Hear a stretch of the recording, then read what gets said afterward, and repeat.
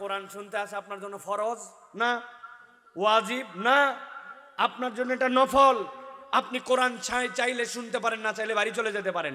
কিন্তু কোরআনের নাম দিয়ে বের হয়ে এসে আপনি ঢুড্ডামি করবেন, আড্ডামি করবেন, আল্লাহর কাছে আপনাকে হিসাব বরাবর করা লাগবে। মনে রাখেন এইটা। আল্লাহ আমাদেরকে বোঝার তৌফিক দান করবেন, আল্লাহুম্মা আমিন। বুঝে থাকলে বলেন, কোরআনুল কারীম শুনলে আমাদের জন্য লাভ আছে না নাই? বুঝে কথা বলতে হবে, আছে না নাই? এই যে লাভ আছে বললেন, এই লাভ আছে, এটা কম না বেশি? যেটা বেশি বলছেন এটা বুঝে না, না বুঝে? বুঝে। আমাদের অধিকাংশ লোক এইগুলো এখন বুঝে না। ওয়াজ শুনতে আসে, চিন্তা করে দেওয়ার রাখ, হুজুরকে তো পকেটের মধ্যে রাখছি। একজন বলছে আমাকে, হুজুর আপনি তো আমার পকেটে। আমি চিন্তা করলাম কি সাংঘাতিক কথাবার্তা, মানুষের একটা মান সম্মান আছে, তো পকেটে কেমনি কি? বলছে হুজুর আপনার ওয়াজ আছে ইউটিউবে, ইউটিউব আছে আমার মোবাইলে, মোবাইল আমার পেছনের পকেটে, তা আপনি আমার পকেটে। এইরকম বহুত ছেলে পেলে আমাদের আছে, আমাদেরকে পকেটে ভরে ফেলছে। কিন্তু তাকে যদি আপনি জিজ্ঞাসা করেন দিন ইসলামের বেসিক কথা, উত্তর দিতে পারবে না। আপনি ঠেসে ধরবেন গোসলের ফরজ কয়টা বল, দেখবেন অনেক টাল্টি বাল্টি করে হয়তো বলছে 3টা, কিন্তু খানিকক্ষণ পরে ধরছে নাই 3টা যে বললি বল কি কি, ওই চিন্তা করছি যে প্যান্ট লাগাইছি, যে হাতে মোবাইল, যে চুল 3 তালা কাট, যে এরকম ভাব চক্কর, এখন যদি উত্তর একটা না দেয় ইজ্জত তো থাকে না। বলছে জানা আছে, বলে কি জানা আছে বল। বলতেছে গোসলের ফরজ 3টা, একটা হচ্ছে বদনা, লুঙ্গি, গামছা। আপনারা যারা হাসলেন, আমি আপনাদের অনেকের কাছেই জিজ্ঞাসা করতে চাই, বলেন তো ভাই, নামাজের ভিতরের ফরজ কয়টা, বাহিরের ফরজ কয়টা, ওযুর সুন্নত কয়টা, গোসলের সুন্নত কয়টা, সানার অর্থ কি, দোয়াই কুনুতের অর্থ কি, দোয়াই মাসুরাটা আপনি জানেন কিনা? 70 বছর হয়ে গেছে, ভাব মারে পণ্ডিতি মারে ঘোরায়, অথচ সানার অর্থ বলতে পারে না। এরকম মুসলমান এলাকায় নাই। বুঝে বলেন আছে কিনা? তাহলে কোরআনুল কারীম শুনলে যে লাভ আছে, এইটা যে খালি বলে দিলাম হুজুরের তালে তালে এইটা কিন্তু আমরা অনেকেই ঠিকঠাক মতো জানি না, ঠিক কিনা? কোরআনুল কারীমের এই হালাকায় যারা এসে বসলেন, কষ্ট করে মাটির বিছানা গ্রহণ করলেন, আজকে রাত গভীর হয়ে গেছে, আপনারা ঠান্ডাকে উপেক্ষা করে থাকলেন। আল্লাহ বলছেন নবী জানায় দেন, কোনো লাভ যদি না হয়, এই কোরআনুল কারীম একটা মানুষকে মৌলিক 4টা উপকার দিবে। কয়টা? আল্লাহ রাব্বুল আলামিন বলছেন, নবী আপনি জানায় রাখেন, ইয়া আইয়ুহান নাস ক্বাদ জাআতকুম মাউইযাতুম মির রাব্বিকুম ওয়া শিফাউল লিমা ফিস সুদুরি ওয়া হুদাও ওয়া রাহমাতুল লিল মুমিনিন।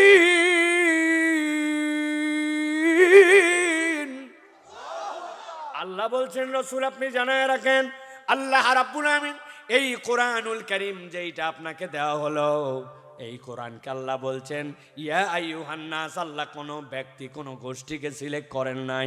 কিয়ামত পর্যন্ত যত মানুষ আসবে আল্লাহ তাদেরকে মুখাতেব বানায় বলতেছেন। নবী বলেন এই কোরআন তাদের জন্য কি? 1 নম্বর, কদ জাআতকুম মাউইযাতুম মির রাব্বিকুম। আল্লাহর পক্ষ থেকে এই কোরআন তোমাদের জন্য মাউইযা, এই কোরআন তোমাদের জন্য উপদেশ। এই কোরআনুল কারীম কিয়ামত পর্যন্ত অনাগত মানুষের জন্য আল্লাহর পক্ষ থেকে প্রেসক্রিপশন মতো তোমাদের জন্য উপকারী। ভালো করে খেয়াল করেন, গভীর মনোযোগে বোঝার চেষ্টা করেন। জীবনে যারা কখনো একটা ভালো ডাক্তার দেখাইছেন, ডাক্তার দেখানোর পরে ডাক্তার আপনাকে একটা প্রেসক্রিপশন করে ওষুধ দিয়েছে, ঠিক কিনা? কিন্তু প্রেসক্রিপশনটা কখনো আমরা মূল্যায়ন করি নাই, প্রেসক্রিপশনটা কেমন কি আমরা কখনো বুঝে দেখার চেষ্টা করি নাই। আমি আপনাদেরকে একটু বুঝাই, ভালো করে খেয়াল করেন।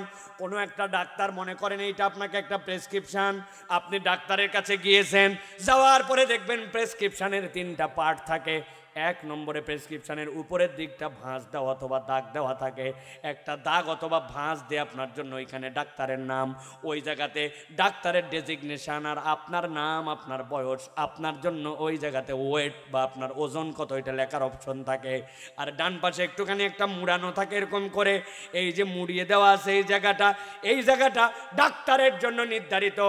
আপনি যেই না ডাক্তারের কাছে গিয়েছেন, যাওয়ার পরে ধরেন আপনার পেটের সমস্যায় গেছেন, আপনাকে ডাক্তার ডাক্তার জিজ্ঞাসা করছে দিনে কয়বার বাথরুম হয়, পেট কি ব্যথা করে নাকি, কোন খাবার তোমার সহ্য হয়, কোন খাবার সহ্য হয় না, পেটের মধ্যে অশান্তিটা কোন জায়গায়, ব্যথা কি এই জায়গায় দিলে তাপ দিলে লাগে কিনা।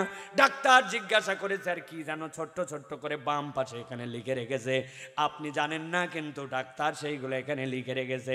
এরপরে আপনার জন্য ঔষধ দেওয়া শুরু করেছে। আপনার জন্য ডাক্তার যখন ঔষধ দেয় তখন আপনাকে 4টা জিনিস লিখে দেয়, ঔষধের নাম লিখে দেয়, ঔষধের পাওয়ার লিখে দেয়, খাওয়ার আগে খাবেন না পরে খাবেন লিখে দেয়, কতদিন পর্যন্ত ঔষধ খাবেন এইটা লিখে দেয়।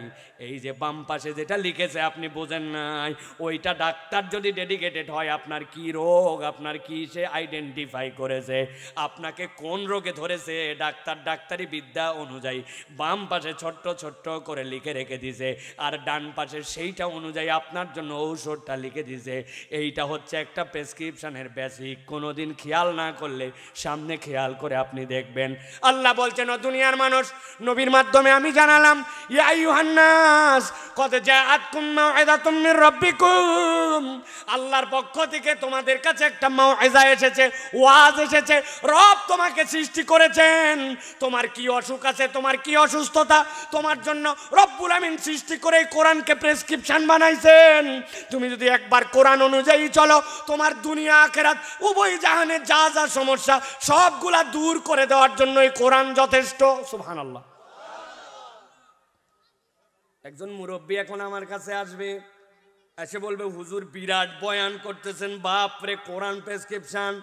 আমার বাম হাতের এই জায়গায় বহুদিন ধরে সাবাই, আর পিঠনে এখানে এই জায়গায় একটা চুলকানি আছে, মেহেরবানি করে কোরআন থেকে আমার এই সাবানোর ওষুধ আর এই চুলকানির ওষুধটা দেন। যদি কেউ আমার কাছে আসে তাহলে আমার জন্য বেকায়দা আছে কিনা ভাই? কোরআনে কি চুলকানির ওষুধ বলা আছে? তাহলে বললেন যে প্রেসক্রিপশন। আল্লাহ নিজে বলতেছেন কোরআন তো তোমার জন্য প্রেসক্রিপশন। তবে বান্দা জেনে রাখো কোরআনের কাজ কোন জায়গায় হবে সেটাও আমি আল্লাহ বলে দিলাম। কদ জাআতকুম মাউইযাতুম মির রাব্বিকুম ওয়া শিফাউল লিমা ফিস সুদূর। কোরআন যেমন তেমন জায়গার ডাক্তারি করবে না। দুনিয়ার সব ডাক্তারের আয়ত্ত যেখানে শেষ, কোরআনের ডাক্তারি ওইখান থেকে শুরু। আল্লাহ বলছেন কোরআন মূলত ডাক্তারি করবে তোমার অন্তরের জন্য। কেননা বান্দার অন্তর যদি বিশুদ্ধ না হয়, দুনিয়ার ভাবসাব গরম, দুনিয়ার টাকা পয়সা আর দুনিয়ার ক্ষমতা একটাও তার জান্নাতে নেওয়ার কারণ হতে পারবে না। ঠিক কি না? আমার কথা নয় এটা, আমার নবীর কথা। আমার নবী বলছেন ইজা সলুহাত সলুহাল জাসাদু কুল্লু ওয়া ইজা ফাসাদাত ফাসাদাল জাসাদু কুল্লু আলা ওয়া হিয়াল কলব। আমি নবী বললাম তোমার শরীরের সব ঠিক, কিন্তু তোমার অন্তর ব্যাঠিক, তোমার কিচ্ছু ঠিক হয় নাই। আর তোমার সম্পূর্ণ ব্যাঠিক, কিন্তু তোমার অন্তর ঠিক। আল্লাহর নবী বলছেন সব তোমার ঠিক। আল্লাহ বলতেছেন ওই অন্তর ঠিক করার সাধ্য আর কারো নাই। কোরআন তোমার অন্তরকে ফিটনেস সার্টিফিকেট দেওয়ার জন্য আসছে। দুনিয়াতে আপনি দেখবেন অনেক সাদা মানুষ, অনেক কালো মানুষ, অনেক ফর্সা মানুষ, অনেক ধনী মানুষ, আছে কিনা ভাই? কত লম্বা দেখছেন আপনি? আমি দেখছি জীবনে একখান লম্বা। একবার হজে গেছি, যাওয়ার পরে আব্বা আমার সাথে ছিলেন 20 বছর আগে কমসে কম। আব্বা বলছে শোনো, তাওয়াফের সময় অনেক ভিড় হয়, মানুষ মানুষের পায়ের মধ্যে ঘুতা মারে, মানুষ মানুষের মধ্যে অনিচ্ছাকৃতভাবে অনেক সময় ধাক্কাধাক্কি হয়। খবরদার, যার কাছে ধাক্কা খাইছো তার দিকে তাকাবা না। ওই লোক তো ইচ্ছা করে ধাক্কা দেয় নাই, কিন্তু তাকালে সে গিল্টি ফিল করবে, সে অপমানিত হবে। তাহলে তুমি তাকে চার্জ করতেছো, এইটা আল্লাহ পছন্দ করবে না। ওই ব্যক্তি মনে কষ্ট পাবে। যত ধাক্কাধাক্কি হোক যাই হোক, এখানে কেউ ইচ্ছা করে না। তুমি তোমার কাজ করবে। আমার বাপ আমাকে নসিহত করছে, আমি নসিহত মানে নিয়ে এখন তো তাও একটুখানি সাইজ সুইজ আছে। 20 বছর আগে তো ধরার মধ্যেই চলে না, এখনো ধরার মধ্যে চলে না। বক্তার লাইনে আমার থেকে দুর্বল বক্তা নাই। এখন তওয়াফ করছি, করতে করতে হঠাৎ করে দেখি এক লোক কথা নাই বার্তা নাই, খালি আমার গালের মধ্যে এই জায়গায় ঘুতা মারে। ভাই একটা বাস্তব কথা বলি, বাঙালি সব জায়গায় সহ্য করতে পারে, 2টা জিনিস সহ্য করতে পারে না। এটা আমার মন যা বলে আপনাদের সাথে মিললে হো বলেন। 1 নম্বর হচ্ছে তুই সব জায়গায় মার, কিন্তু আমার গালে মারলি কেন? আর 2 নম্বর কথা, তুই সব জায়গা ধর, গেডি ধরলি কেন? ঘাড় ধরলে ইজ্জতে লাগে, ঠিক কিনা? ধরবি ধর, হাত ধর, পা ধর, ঘাড় ধরবি কেন তুই আমার জন্য?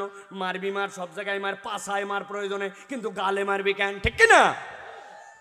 এখন ওই লোক খালি আমারে ঘুতায়, আর আব্বারও আমারে বলে দিছে যতই ঘুতাক তাকানো যাবে না। কতক্ষণ? আমি অনেকক্ষণ পর চিন্তা করছি ওই লোককে কিছু বলবো না, কিন্তু এত যে ঘুতায়, বেটা ঘুতায় কোন বেটা, তার একটু চেহারাটা দেখা দরকার। আমি আস্তে করে ডান দিকে তাকাইছি, ঘুতাঘাতি খাইয়া তাকায় দেখি লোক নাই। আরে দেয় আমারে ঘুতা, কিন্তু লোক নাই কেন? আসলে আমি দেখতে পাচ্ছি ওর পেট। আস্তে করে মাথা উঁচু করে তাকালাম, তাকায় দেখি আমার থেকে কমসে কম 1.5 হাত উঁচু। এই লোক যে এত উঁচু, ওই লোক আসলে আমাকে ঘুতায় না, থাপড়ায় না। আমি ওই লোকের তুলনায় এমন বাঁটুর বাঁটু। ওই লোক স্বাভাবিকভাবে যখন এরকম এরকম করে, তখন তার হাত আমার গালে লাগে। কেইসা লম্বা লম্বা, আবার কালো দেখছি অনেক সময় ভাই। একদিন খেলা হচ্ছে দেখি টিভির মধ্যে, ওই জায়গায় দেখি কি রে, স্ক্রিনের ভিতরে মাঝে মাঝে ওই যে জোনাকি বাতির মতো খালি জলে আর বন্ধ হয়, ব্যাপার কি? স্ক্রিনে খেলার মাঠে জোনাকি বাতি করতে আসলো। খানিকক্ষণ পরে খেয়াল করে দেখি আসলে জোনাকি বাতি নয়, এক প্লেয়ার হেলমেট পরে আছে, সুইনগাম যখন চিবায় তখন কেবল দাঁত দেখা যায়। ওয়েস্ট ইন্ডিজের প্লেয়ার, বাকি পুরা অন্ধকার। আছে কিনা? ভালো করে খেয়াল করেন। আমি আপনাদের দিলের মধ্যে কথা ঢুকানোর জন্য, এইগুলো আপনাকে মনে রাখার জন্য, এইগুলো আপনাকে ঔষধ দিচ্ছি, ভালো করে বোঝেন। আল্লাহ বলছেন কদ জাতকুম মাওয়াদাতুম মির রাব্বিকুম ওয়া শিফাউল লিমা ফিস সুদুরি ওয়া হুদাও ওয়া রাহমাতুল লিল মুমিনিন।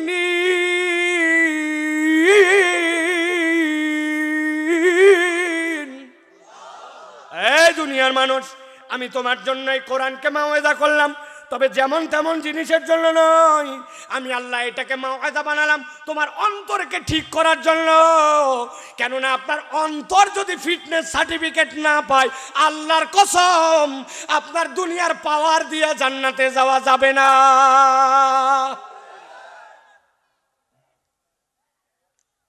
কুড়িগ্রামের এক ছেলে, একটা উদাহরণ দেব এখন, যুবকদেরকে মনে রাখতে হবে। উদাহরণ নম্বর এইটা 1। কয় নম্বর? যুবকরা ভালো করে বলো, কয় নম্বর? তরুণরা, কিশোররা আর যুবকরা আমার শ্রোতা বলো, কয় নম্বর? কুড়িগ্রামের এক ছেলে পেপারে বিজ্ঞাপন দেখছে, সেনাবাহিনীতে একটা লোক নিবে, সেকেন্ড লেফটেন্যান্ট। বুঝায় বলি আগে, সেকেন্ড লেফটেন্যান্ট মানে কমিশন র্যাঙ্ক। আপনি যদি সেনাবাহিনীতে সৈনিক হিসাবে ঢোকেন, যত প্রমোশন হোক আপনার সারা জীবনে, যত র্যাঙ্ক বাড়ুক, আপনার সর্বোচ্চ র্যাঙ্কের নাম হচ্ছে ওয়ারেন্ট অফিসার। এর উপর আপনার কোনো র্যাঙ্ক নাই। কিন্তু আপনি যদি কমিশন র্যাঙ্কে ঢোকেন, সেকেন্ড লেফটেন্যান্টে, তাহলে আপনাকে আল্লাহ তকদির ভালো রাখলে আর ভালো পড়ালেখা করলে কোনো একদিন ওই বেটা ব্রিগেডিয়ার জেনারেলও হয়ে যেতে পারে। বলছে প্রাথমিক রিকোয়ারমেন্ট 4টা। 1 নম্বর এসএসসি এইচএসসি উভয়টাতে সেকেন্ড ডিভিশন, 2 নম্বরে 5 ফিট 6 ইঞ্চি লম্বা, 3 নম্বরে কোনো ফৌজদারি মামলা থাকা চলবে না, 4 নম্বরে শারীরিকভাবে ফিট হতে হবে, বাকি পরীক্ষা পরে হবে। আপনার কুড়িগ্রামের নাগেশ্বরীর নাখারগঞ্জ বাজারের এক ছেলে দেখছে আমার এসএসসিতে 2টাই তো first division, golden A plus. 2 নম্বরে ওই বেটা 6 ফিট লম্বা, 3 নম্বর আর বাপ দাদার বংশে কোনো ফৌজদারি মামলা নাই, 4 নম্বরে এলাকার মধ্যে ওর থেকে সুন্দর দেখতে কোনো ছেলে নাই। ও চিন্তা করছে আবেদন তো করে দেখি, তারপরে দেখা যাবে। আবেদন পাঠায় দিয়েছে, কাগজপত্র দিয়ে উত্তর চলে আসছে, অমুক দিন ঢাকা ক্যান্টনমেন্টে তুমি দেখা করার জন্য চলে আসো, প্রাথমিক তোমার নির্বাচনী পরীক্ষা হবে। ওই ছেলে এলাকার থেকে দোয়া নিয়ে, থানার থেকে ক্লিয়ারেন্স পত্র নিয়ে, কাগজপত্র নিয়ে ঢাকায় চলে গেছে। সাভার ক্যান্টনমেন্টে ঢোকার সময় বলছে দেখি দেখি তোমার আগে ইয়ে দেখি প্রবেশপত্র দেখি, হ্যাঁ ওকে ওকে ওকে তুমি যাও, ভিতরে যাও। ভিতরে যাওয়ার পরে এই ডেস্কে যাও, তোমার ফাইলটা দেখাও। দেখাইছে, উভয়টাতে চাইছে সেকেন্ড ডিভিশন, কিন্তু বেটার আছে 2টাতে গোল্ডেন এ প্লাস। ওকে, ওই যে সামনে যাও, দেখো ওই জায়গায় বাঁশের থেকে বাঁশের মধ্যে একটা দড়ি দিয়ে টানা দেওয়া আছে, ওইটা 5 ফিট 6 ইঞ্চির মাপ, ওইখানে যায় হাইট মাপ। বেটা 6 ফিট লম্বা, ওই বরাবর যায় দেখে নাক বাইতে গেছে। যেই লোক পরীক্ষা নিচ্ছিল বলতেছে এত লম্বা বেটা নিচ দিয়ে যা, নিচ দিয়ে চলে গেছে। যাওয়ার পরে বলছে এখন খালি গা হও। খালিগা হওয়ার পর তোমার শারীরিক এখন পরীক্ষা হবে। ওই ছেলেকে যেই না খালিগা হয়ে পরীক্ষা দেওয়ার জন্য দাঁড় করাইছে, বলছে যারা যারা দাঁড়াইছ সবাই এখন সামনে দিকে হাত দুটা সোজা করো। হাত দুটা যেই না সোজা করতে বলছি, ওই ছেলেটা যেই ছেলেটা সবগুলা স্তর পার করে আসছে হাত সোজা করছে, কিন্তু ডান হাতটা টনটনা সোজা, বাম হাতের এই 4টা আঙ্গুল একটুখানি মাথা ভাঁজ। ওকে বলছে আই ব্যাক খোলাই, হাত বলছি সোজা করার জন্য, হাতের মাথা ভাঁজ কেন, আঙ্গুলের মাথা হাত সোজা কর। ও বলতেছে স্যার জন্মের থেকে আমার এই 4টা আঙ্গুলের মাথা একটুখানি ভাঁজ, ধরে কি ধরে না, এর থেকে বেশি আমার হাত আর সোজা হয় না। বুঝে থাকলে বলেন, আমার ওয়াজ যদি বুঝে থাকেন, যেই ছেলে 2nd ডিভিশন চাইছিল 1st ডিভিশন, 5 ফিট 6 ইঞ্চি চাইছিল 6 ফিট, যেই ছেলেটার থানা ক্লিয়ারেন্স আছে, দেখতে এলাকায় ওর থেকে সুন্দর কোনো যুবক নাই, কিন্তু হাত সোজা করতে বলার পরে বাম হাতের 4 আঙ্গুল যদি একটু বাঁকা হয়, ওই ছেলেটাকে কি সেনাবাহিনীর 2nd লেফটেন্যান্টে চান্স দিবে? যারা বললেন না তারা মনে হয় আমাদের সাথে না। ওই ছেলেটাকে কি সেনাবাহিনীতে চান্স দিবে? ভালো করে বোঝেন, কদ জাআতকুম মাউইযাতুম মির রাব্বিকুম ওয়া শিফাউল লিমা ফিস সুদূর। আপনার দাপটের কোনো অভাব নাই। এলাকায় আপনি জমিদার, 17 বছর টানা আপনি জোর করে ক্ষমতায় ছিলেন। আপনার দাপট আর আপনার অহংকার আর আপনার পড়ালেখাতে আপনি বিরাট বড় স্ট্যাটাসওয়ালা। আল্লাহর কসম করে বলতেছে, কোরআন সাক্ষ্য দিচ্ছে, নবীর হাদিস দ্বারা, আপনার এইগুলা একটাও কাজ দিবে না। ইয়াউমা লা ইয়ানফাউ মালু ওয়ালা বানুন ইল্লা মান আতাল্লাহা বিকলবিন সালিম। আল্লাহর কাছে যদি সালিম অন্তর না নিয়ে আসা যায়, আল্লাহর কাছে কোনো দাম নাই। কোরআন ছাড়া আপনার অন্তর ঠিক করার কোনো ডাক্তারি নাই। আল্লাহ বলছেন এটা 2 নম্বর। 3 নম্বরে আল্লাহ রাব্বুল আলামিন বলছেন, ওই বান্দার জন্য কোরআন আরেকটা উপকার দিবে, ওয়া হুদা ওয়া রাহমাতুল লিল মুমিনিন। আল্লাহ বলছেন কোরআন হচ্ছে তোমার জন্য হুদা। একসাথে সবাইকে বলতে হবে, কোরআন আপনার আমার জন্য কি? আরেকবার বলেন, আরেকবার বলেন। একবার বলছেন আপনি হাদালিয়া হুদা, আপনি কমসে কম 30 নেকি হাসিল করে ফেলছেন। হুদা মানে হচ্ছে আপনার জন্য পথ প্রদর্শন, হুদা মানে হচ্ছে আপনার জন্য আল্লাহর পক্ষ থেকে গাইডেন্স, হুদা মানে আপনার জন্য আল্লাহর পক্ষ থেকে একটা অদৃশ্য আলো। 3 নম্বর যে অর্থটা বলছি, ওই অর্থটা একসাথে সবাই বলেন তো। হুদা মানে আল্লাহর পক্ষ থেকে অদৃশ্য, বললেন না যে বলেন। কোরআন হচ্ছে আমাদের জন্য অদৃশ্য আলো। উদাহরণ আরেকটা দেই, তাহলে আপনার দিলের মধ্যে এটা ঢুকে যাবে। এই নাগেশ্বরী এই অঞ্চলে বিদ্যুৎ আসছে কতদিন আগে? 20 বছর, 20-25 বছর আগে যখন প্রথম বিদ্যুৎ আসে, এখনকার যুবকরা বুঝি বিদ্যুৎ যখন প্রথম আসে, এখনকার মতো এরকম মেন সুইচের সিস্টেম ছিল না, তখন ছিল কাট আউট। কি চাচা কথা বলেন না? কাট আউট কোন জায়গায় থাকতো? বাড়ির একবারে কোণার মধ্যে রাখা থাকতো, যেই জায়গায় কেউ ধরতে পারবে না, ঠিক না? হঠাৎ করে একদিন বাড়িতে ঢুকে দেখেন পাশের বাড়িতে কারেন্ট আছে, মসজিদে আছে, সব জায়গায় আছে, আমার বাড়ির কারেন্ট নাই। ঘটনা কি? বুঝে ফেলছেন, মনে হয় কাট আউট পড়ে গেছে, ঠিক না? সাথে সাথে চেক করতে গেছে, যে টান দিয়ে নামাইছে, নামায় দেখে যা ভাবছিলাম তাই, ভিতরের তার এ মাথা থেকে ও মাথা নাই। সাথে সাথে ডয়ের থেকে তার বাইর করছে, বাইর করে দাঁত দিয়ে সিলছে, সিলে পেঁচাইছে, পেঁচাই এ মাথার থেকে ও মাথা, আবার কাট আউট লাগাইছে। যুবকরা এটা দেখো নাই, কিন্তু আমার মুরব্বীরা জানে এটা। কাট আউট লাগানোর পরে এখন ঘরের কোনায় ওই জায়গায় কাট আউটের পয়েন্ট, ওখানে লাগাতে যেতে হবে। এখন বুঝে থাকলে বলেন তো, কাট আউট লাগাতে যায় যদি আঙ্গুলটা ভিতরে ঢুকে যায়, খবর আসে না? নাই আসে মানে, যে আসতে বললেন আসে মানে কি? শেষ। ছেলেরে ডাক দিয়েছে, এদিকায়, আয় পিচ্ছে এদিকায়। আসছে, বলছে শোন, এই যে টর্চ, আমি এখন কাট আউট লাগাতে যাবো, তুই নিচের থেকে টর্চ ধরে রাখবি, কিন্তু একদম ফোকাস ঠিক রাখবি, কেননা কাট আউট লাগাতে যায় যদি নখ ঢুকে যায় তাহলে কিন্তু বিপদ। বেটাকে ডাক দিছে, বেটা সুন্দর করে টর্চ ধরে আছে। মশার একটা ধর্ম আছে, সন্ধ্যার পরে আলো যেদিক মশা সেদিক। ওই ছেলে ধরছে টর্চ, বাপ গেছে কাট আউট লাগানোর জন্য, হঠাৎ করে একটা মশা সাথে সাথে গান গাইতে গাইতে পো করে আইছে, ওই হাতের মধ্যে ওই ছেলেরা সে কাপ করে বসাইছে। চিন্তা করছে অন্য দিন তো বেটা তুই যখন কামড় দিস তখন অ্যাটেনশন থাকে না, চোখের সামনে রক্তকাপি হতে পারে না।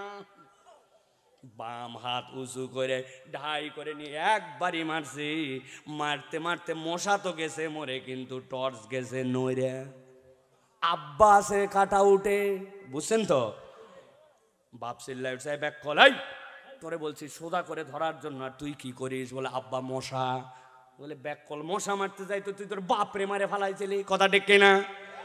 ভালো করে বোঝেন, এইটা হচ্ছে আপনার জন্য একটা আলো, যে আলোটা পরনির্ভর, অন্য কাউকে ধরতে হয়।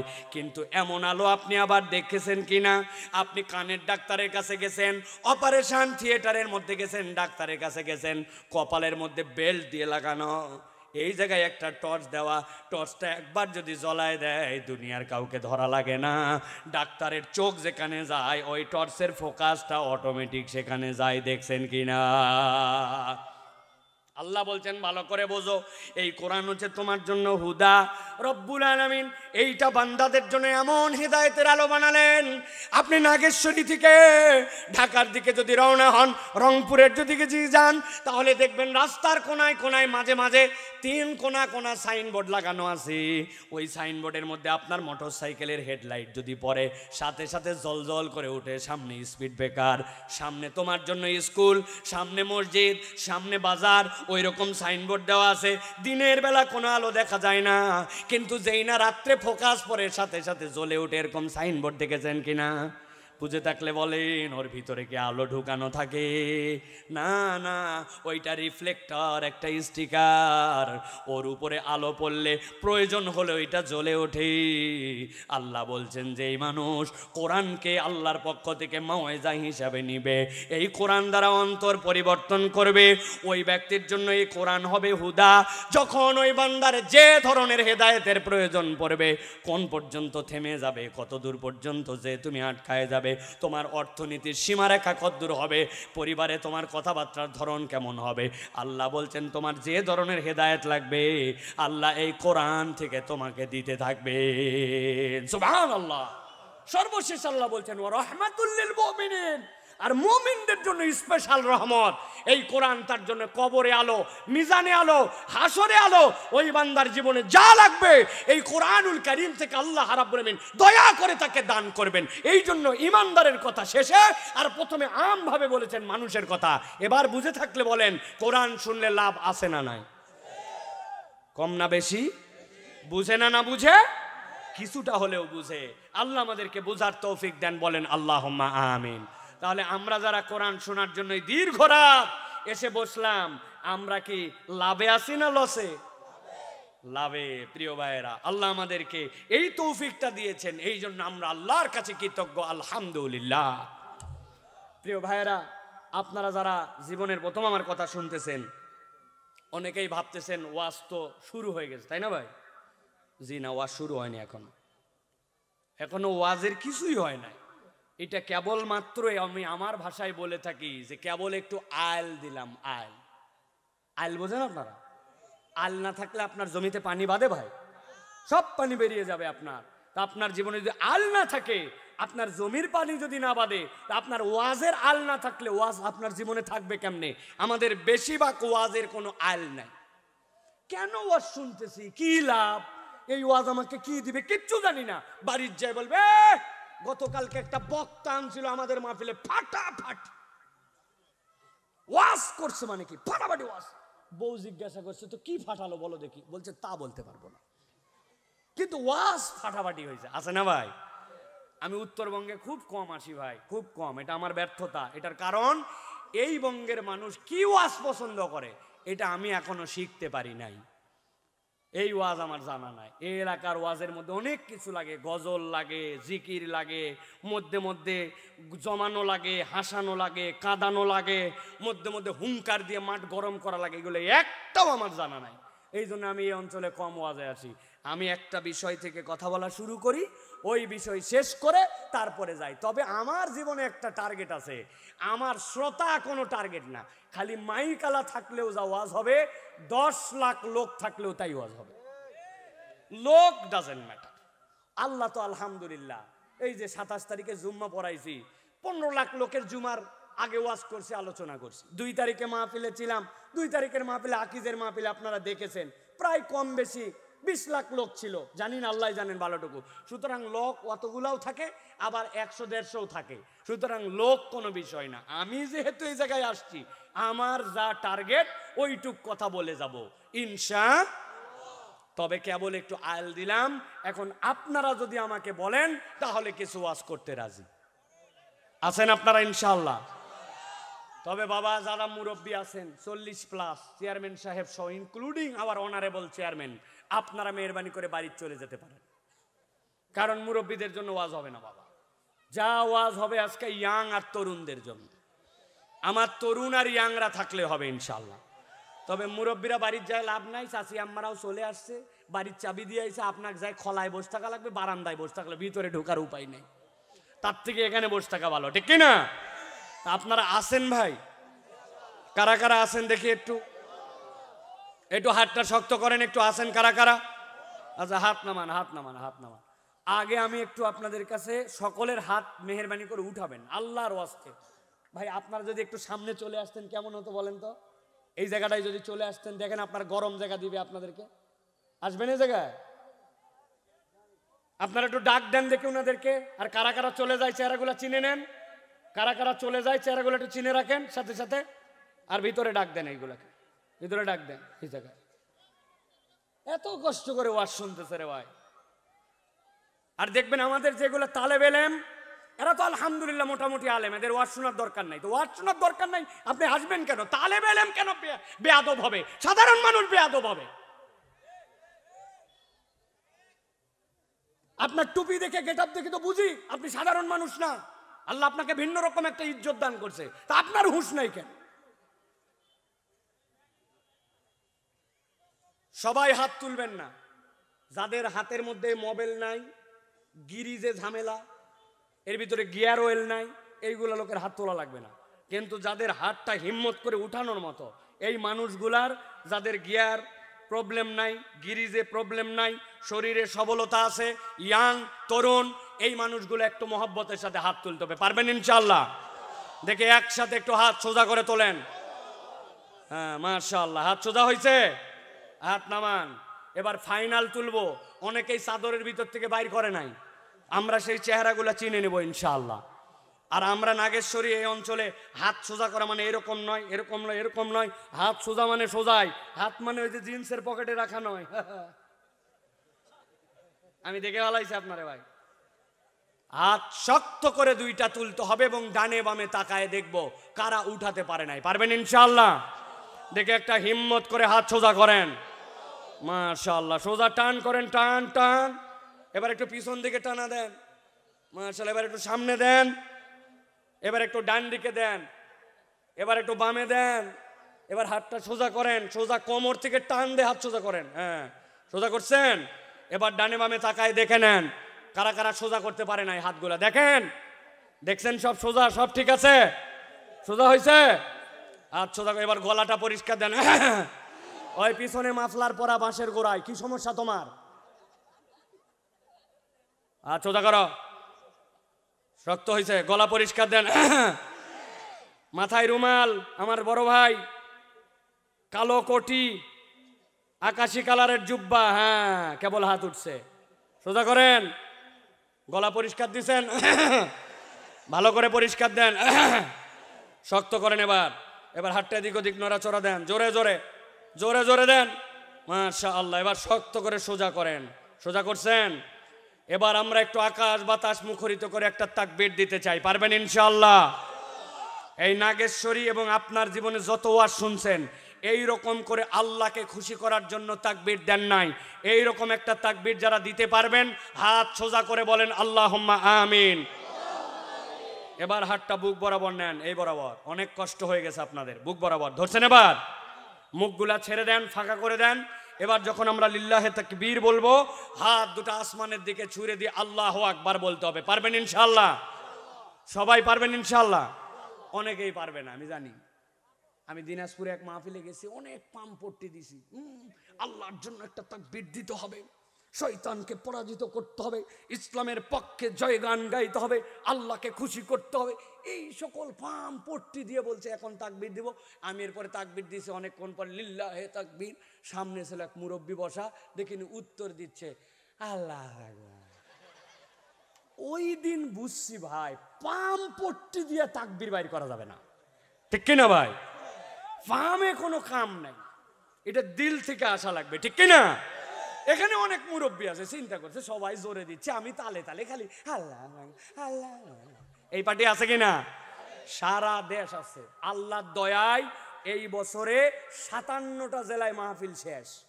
তা আমি তো লোকজন দেখতেছি ভাই, 6 মাসে আমি দেখতেছি যে লোকজনের অবস্থাটা কি। আমরা একটু হিম্মত করে একটা আকাশ বাতাস মুখরিত করে তাকবীর দিতে চাই। পারবেন ইনশাআল্লাহ? বুকের থেকে হাত নামায় ফেললে আবার টাইট করে ধরে ফেলেন বুকে। রেডি সবাই? আমি যখন বলবো লিল্লাহে তাকবীর, তখন হাত দুটো আসমানের দিকে ছুড়ে দিয়ে বলতে হবে আল্লাহু আকবার। রেডি সবাই? দেখে একটা তাকবীর দেন, লিল্লাহে তাকবীর, লিল্লাহে তাকবীর। আল কোরআনের আলো, আল হাদিসের আলো, তোমার নেতা আমার নেতা, তোমার নেতা আমার নেতা, আলেম ওলামা যেখানে, আল্লাহর আইন যেখানে, লিল্লাহে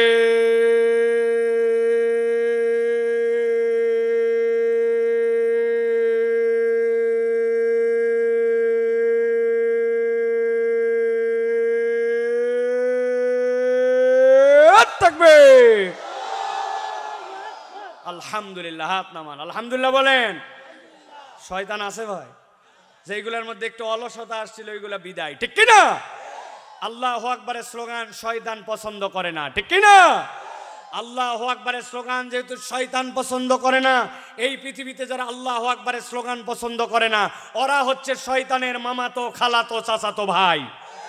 আগামীর বাংলাদেশ ইনশাআল্লাহ ইসলামের বাংলাদেশ, কোরআনের বাংলাদেশ, আলেম ওলামার বাংলাদেশ, বৈষম্যহীন বাংলাদেশ, তরুণ যুবকদের বাংলাদেশ।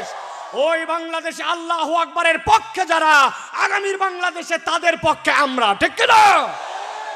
আল্লাহু আকবারের পক্ষে নাই, তোমার সাথে কোনো সম্পর্ক নাই, তুমি যেই হও না কেন, ঠিক কিনা? এই মুরব্বীরা ঠিক বলবেন না, 50 বছর আপনাদেরকে দেখছি আমরা, আন্দাজি ঠিক ঠিক খালি ঠিক।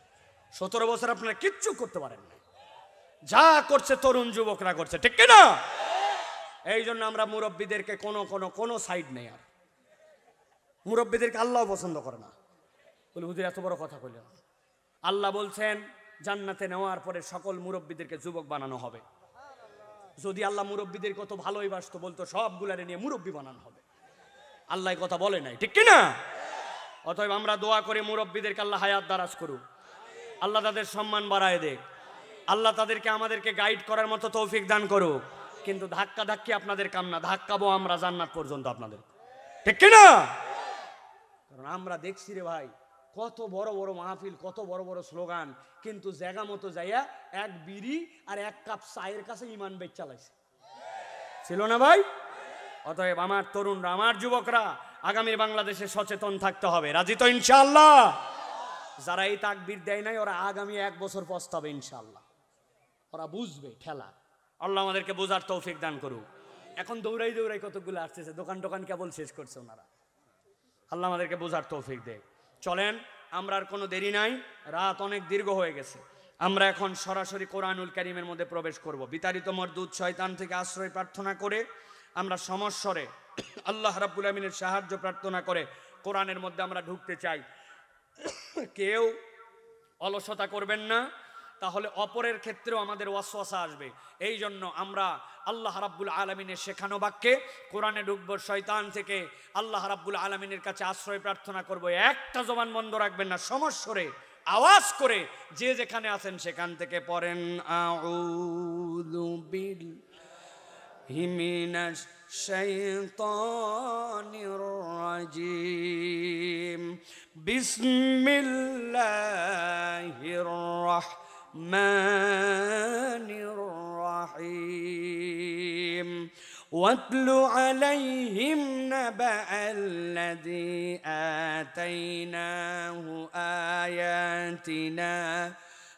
آياتنا فانسلخ منها فأتبعه الشيطان فكان من الغاوين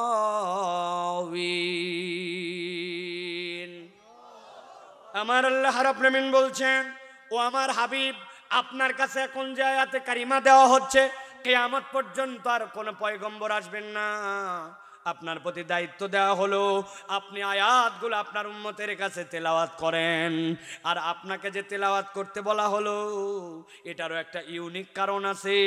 আল্লাহ নবী সাল্লাল্লাহু আলাইহি ওয়াসাল্লামের প্রতি যত ধরনের ওহী আসছে, এই ওহীগুলার মুখাতেব যখন নবীকে বানানো হয়েছে, ডাইরেক্ট আল্লাহ রাব্বুল আমিন বান্দার সাথে কথা বলেন নাই, কিন্তু বলেছেন ইয়া আইয়ুহান নাস, ইয়া আইয়ুহাল ইনসান।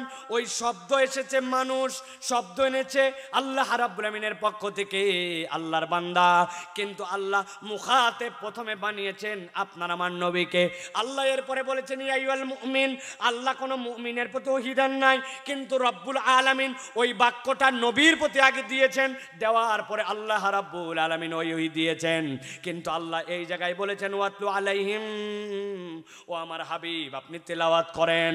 মুফাসসিররা ব্যাখ্যা করছেন এইটার কারণ ছিল ইব্রাহিম আলাইহিস সালাম খানায় কাবার চত্বরে কাবা নির্মাণ করার পর আল্লাহর কাছে দোয়া করেছিলেন, ওয়াইদ ইয়ারফাউ ইব্রাহিমুল কওয়াইদা মিনাল বাইতি ওয়া ইসমাঈল রব্বানা তাকাব্বাল মিন্না ইন্নাকা আনতাস সামিউল আলিম। ইব্রাহিম আলাইহিস সালাম দোয়া করেছিলেন, ইসমাঈল আলাইহিস সালাম আমিন আমিন বলেছিলেন। আল্লাহ বলছেন খানায় কাবার মকবুলের জন্য দোয়া করলেন, আমি আল্লাহ আপনার অন্তরে আরেকটা দোয়া দিলাম, আপনি এইটা আল্লাহর কাছে ফরিয়াদ করেন। তিনি ফরিয়াদ করলেন রব্বানা ওয়াবাত ফীহিম রাসূলাম মিনহুম, আল্লাহ আমার বংশ থেকে এমন একজন পয়গম্বর পাঠান যেই লোকটা ইয়াতলু আলাইহিম তেলাওয়াত করে করে শোনাবে তাদের কাছে আল্লাহর আয়াত, ওয়া ইউযাক্কিহিম তাদেরকে পরিচ্ছন্ন করবে, তাজকিয়া নফস করবে। 3 নম্বরে ইউআল্লিমুহুমুল কিতাবা ওয়াল হিকমা। আল্লাহ নবী বলছেন ওই জায়গাতে ইব্রাহিম খলিলুল্লাহ দোয়া করেছিলেন, ইসমাইল জবিহুল্লাহ আল্লাহর কাছে আমিন বলেছিলেন। জায়গাটার নাম ছিল বাইতুল্লাহ, যার জন্য দোয়া করেছিলেন তিনি হচ্ছে আমি হাবিবুল্লাহ মুহাম্মদ সাল্লাল্লাহু আলাইহি সাল্লাম।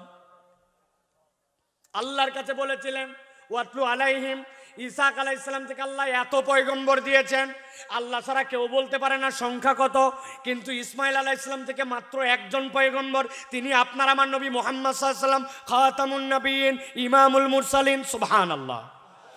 আল্লাহ বললেন ওয়াতলু আলাইহিম, আপনি জান তেলাওয়াত করেন, নাবা আল্লাযী, এমন একটা ঘটনা, আল্লাযী যাকে আতাইনাহু আমার পক্ষ থেকে আয়াত দেওয়া হয়েছিল, আয়াতিনা আমি যাকে দিয়েছিলাম আমার পক্ষ থেকে আয়াত।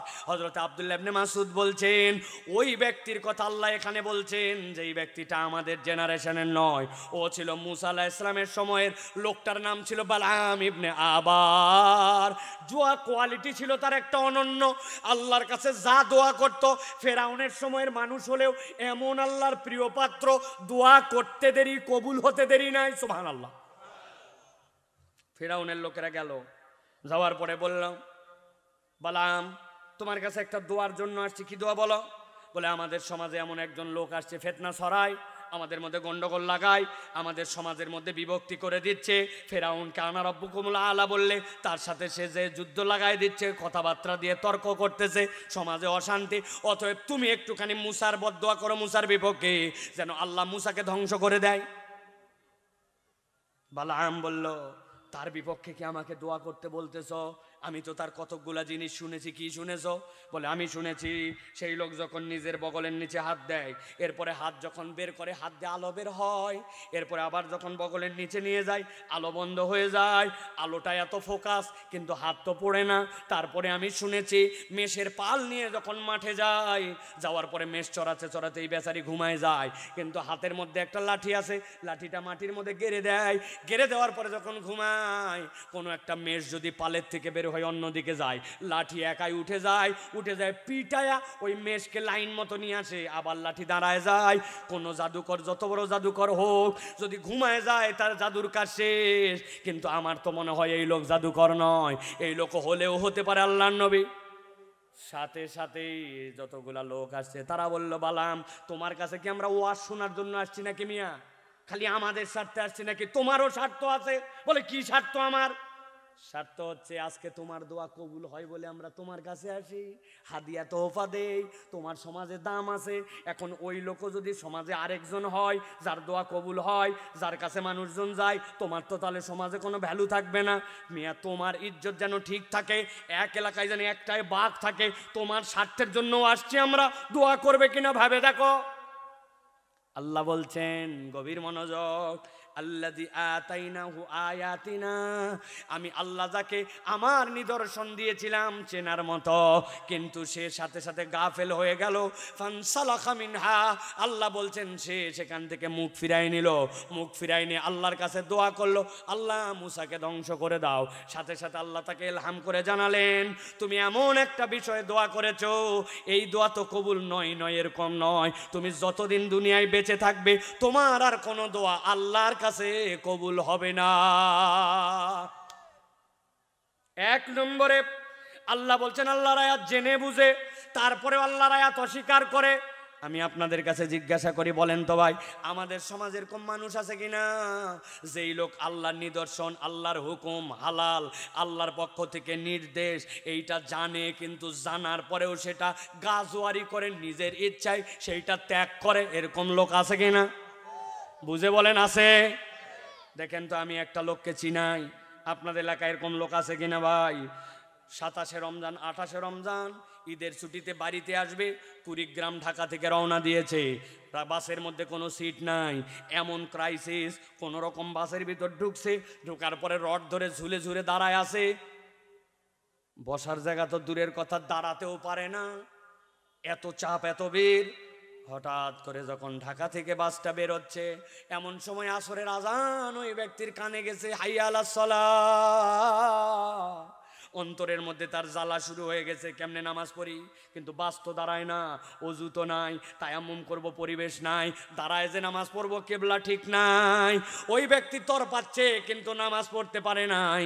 এরকম করতে করতে তার আসরের নামাজটা কাজা হয়ে গেছে। বুঝে থাকলে মাথা কাটায় উত্তর দেন, এই লোক যে নামাজটা পড়তে পারলো না, এইটাকেই নামাজটা বাদ দিছে ওই লোক ইচ্ছা করে না অনিচ্ছায়? অনিচ্ছায়, ইচ্ছা ছিল কিন্তু উপায় ছিল না।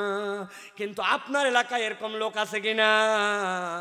আসরের আজান হয়ে গেছে, মাঠের কাজ চাইলে বন্ধ করতে পারে, বন্ধ করে নাই, রিক্সা চালানো বন্ধ করতে পারে, করে নাই, আশপাশের দোকানে চা খাচ্ছে, ঘুরে বেড়াচ্ছে, মোবাইল টিপতেছে আর ঘুরতেছে, বাড়ির মধ্যে শুয়ে আছে, কিন্তু তারপরেও নামাজ পড়ে না। বুঝে থাকলে বলেন তো, যেই লোকটা এইভাবে নামাজ বাদ দিল, ওই লোকটা কি নামাজ অনিচ্ছায় বাদ দিছে না ইচ্ছা? আল্লাহ বলতেছেন, ভালো করে এক নম্বর কারণটা মুখস্থ রাখেন। আল্লাহ বলছেন আল্লাযী আতাইনাহু আয়াতিনা ফানসালাকা মিনহা, আল্লাহর আয়াত জানে, হালাল জানে, আল্লাহর নির্দেশ জানে, জানার পরেও ইচ্ছা করে সেখান থেকে মুখ ফিরায়। আল্লাহ বলছেন যেই বেটা ইচ্ছা করে মুখ ফিরায়, আল্লাহ তাকে 2 নম্বর একটা অপরাধের মধ্যে ফেলে দেন। আল্লাহ বলছেন ফাতবাহু শাইতান ফাকানা মিনাল গাওয়িন। আল্লাহ বলছেন একবার যদি কেউ জেনে বুঝে আল্লাহর আয়াত থেকে মুখ ফিরায় নাই, আল্লাহ বলছেন সাথে সাথে শয়তান তার পিছে লেগে যায়।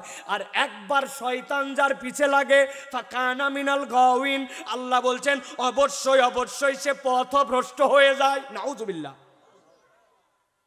কথাটার মধ্যে একটু বুঝার কথা আছে, খেয়াল করেন।